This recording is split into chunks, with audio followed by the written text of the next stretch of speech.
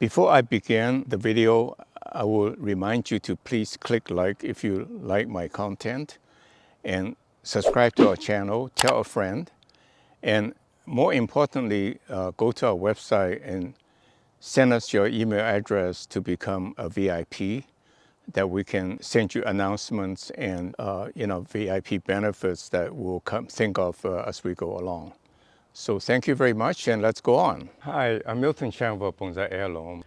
Today I'd like to talk about Bonsai 101, Chapter 6, the principle of bonsai implementation. We get a lot of questions about what kind of soil should I use, how frequent should I water my plant, how should I fertilize, how do I take care of my pest. And these are all good questions, but actually there's no good answer because you cannot address each of the parameters by itself. They all correlate, they're all interrelated. So I'd like to talk a little bit about the principle of all the ingredients behind what is needed to make a bonsai, so that you understand the fundamental thinking, reasoning behind it, so that you can adjust your own composition, your own watering habits to accommodate what you got.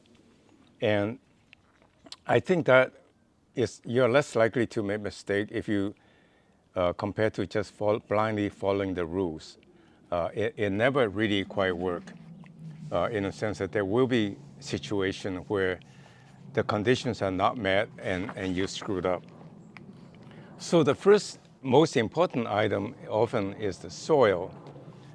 In reality, soil is not as important as you think. Considering a tree growing in nature under all kinds of soil conditions, right? And considering you can grow tree hydroponically with no soil, or you can grow in pure sand or in pure compost, they all do just fine, only if you accommodate the watering and the fertilizing accordingly to keep the root ball moist. So the first principle is that there's a root ball and then there's the growth. The root ball is to absorb the moisture, to hold the tree, and then to feed the leaves. And if you do not have enough roots, then you got to cut back the top to compensate so that the remaining roots is enough to feed the tree. So you cannot address soil and watering and the weather conditions separately. So the soil is there to hold the plant. You can hold it mechanically by tying it to a basin, and it's to provide tree with water and provide tree with the fertilizer and oxygen. And so with that in mind, then there's a variety of choices depending on the material you have on hand. But for us, we like to use the pescatero-rich sandy loam. Well, we have it, but sandy loam is a prime choice to hold the soil, to hold the tree. And then we put composting material to increase the water absorption and aeration, just in case there's too much clay and water becomes compacted in the soil to become compacted. And then furthermore, we add a perlite to increase aeration so that it doesn't caked up. But not everybody has pescatero sandy loam. You can certainly get sandy loam from your nursery supplier, the landscaping supply places. But short of that, you can actually use your vegetable garden topsoil. After years of cultivation and decay, there's good compost organic material in it, and it will hold water really quite well. And then whatever soil you pick, you gotta make sure you compensate with your watering routine. And that you can, for organic material, you can buy readily available houseplant mix that comes in a big bag, 3 cubic foot bag. And then the organic material, which is really ground up branches, and then you mix that And if you don't have perlite, you can actually use as easy as coarse sand or any kind of grid like lava rock and so forth to increase the aeration. That should work just fine. You just have to water more carefully to press on the top of the soil to make sure it stays moist all the time. Well, I hope you enjoyed the video so far. We got a lot more going on. This is about halfway.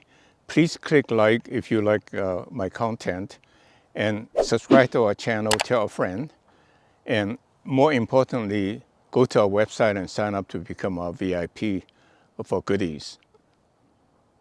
For the die-hard do-it-yourselfer, what I suggested is you can use the mix I just talked about, and then you can use that to grow in nursery pots, especially to get good at growing trees, and then learn how to put it in the nursery pots to be able to take good care of them.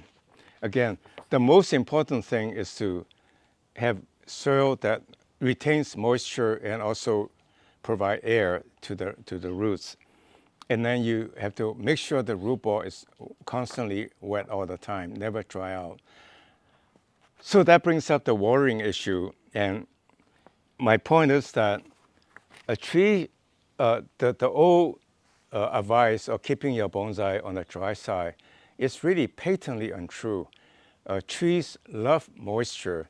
A tree never dies being watered on 3 months at a time. So what is really bad is that when the root ball dries out. So if you keep the tree on the dry side, it's more likely to dry out and kill your bonsai. And I kill a lot of bonsais by doing so.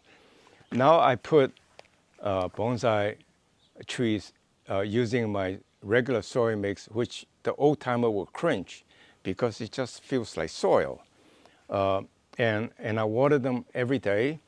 And I even have a soaking tub under my bonsai, and now have the patent pending pot by putting the soaking pan inside the bonsai pot. My tree just thrives. When you have a bonsai now, you put a soaking tub, which can be as simple as an aluminum tray, like one of those you can easily buy for roasting your chicken. And what you do is that you put the bonsai pot in it, you poke a hole on the side, so the water, when you water it, will be about ½ an inch above the bottom of the bonsai pot. This way, it allows time for the root ball to absorb the water when you water it. And then what happens is that evaporation takes place and your root ball dries out, in the sense there's no more water in the bottom of the pot. And then when you re-water it, you will never kill the tree because the water never gets rancid. And so that it will forever be fresh, providing the fresh air that the roots need. And so that's what you do. But in the patent pending pot, we actually inverted the soaking pot by putting essentially a rod with a hole in the middle so that water stay put a little bit in the bottom for a while. Then the next really important thing is the light exposure. You know, tree needs light for photolysis to feed itself. So a lot of people ask me, can I keep my bonsai indoor? And my answer is yes, because I love to have a bonsai next to my workstation, so when I work, I get to enjoy nature. But on the other hand, remember, a bonsai is an outdoor tree. If you keep it indoor, it doesn't get enough photolysis, and it will weaken and gradually die. Make 1 or 2 bonsais, or keep your bonsai indoor 1 or 2 weeks, or 2 or 3 weeks, or even 4 weeks at a time. But rotate them, keep it in the shade for a little while, and put them in the full sun to gain strength before you transfer it back into the indoor house. On the other hand, now there's a lot of sophisticated LED grow lights with the spectrum adjusted for optimizing growth. I think those are excellent possibility to keep a bonsai for many months at a time. I think it is not quite right to push tropical plant for indoor. Tropical plant, by definition, just outdoor plants that grow in the tropic well. So ficus, if you go to Asia, you see, or Hawaii for that matter, you see them towering, couple 100 feet tall tree in full sun. They grow, they thrive, they're beautiful with the air roots and all that. Can they be kept indoor? Yes, but they get progressively weakened, and then they have mealybugs and just really hard to maintain, and they eventually doesn't look good.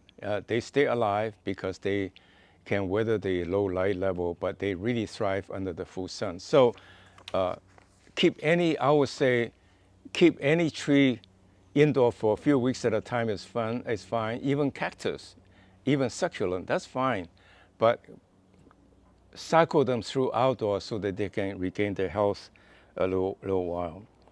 Then fertilizer, again, that is not something to stress out because, there's always still residual fertilizer in the soil itself. Not only that, the compost material will decay to provide nitrogen and so forth for the plant to provide nutrients for the plant. So, hey, but on the other hand, if you have houseplant fertilizer laying around, like Miracle Grow, I think they're excellent. Given in mind that the bonsai pots are shallow, they dry out quickly, they leach out quickly. Fertilize them more frequently, every couple of weeks, every month, but with less concentration so they don't build up. And you will see your tree really thrive. For me, I think the easiest thing, so I instruct my helper to use about half concentration of fish emulsion and kelp from Amazon. That works really well. The other one I really like to use is chicken manure pellets. They are quite clean to handle, especially with a glove. They are not smelly. And if you spray them about an inch one pellet per square inch, your bonsai will thrive. They grow very well. They're organic and they slow release. And finally, of course, slow releasing fertilizer, excellent. Commercial growers today use very loose organic material for aeration and water retention and use slow release fertilizer. They don't use much soil. And the trees grow like crazy. But when you take it home to grow as a house plant, they soon dry out on you because it's hard to keep compost material moist all the time. Whereas they use constant drip system with the free agricultural water, they grow their trees really fast. So again, you got to understand the composition of the soil with your watering habit, make it work in tandem rather than think about it individually. So again, fertilizer is not something to fret about, but it is nice to fertilize your tree from time to time because you have to realize a bonsai is you want a bonsai to grow very fast, to thicken the trunk, increase the ramification to increase the beauty, and gives you design opportunity, more clipping opportunity to optimize the design. Again, I thank you very much for watching. Please click like and go to our website to sign up to become VIP for announcements and for goodies, for freebies. And I hope to see you next week. Please stay tuned. Well, thank you very much for watching today's video. Subscribe to our channel and tell a friend. And most importantly, go to our website and sign up to become our VIP so that we can send you announcements of special considerations. Thank you very much. See you next week.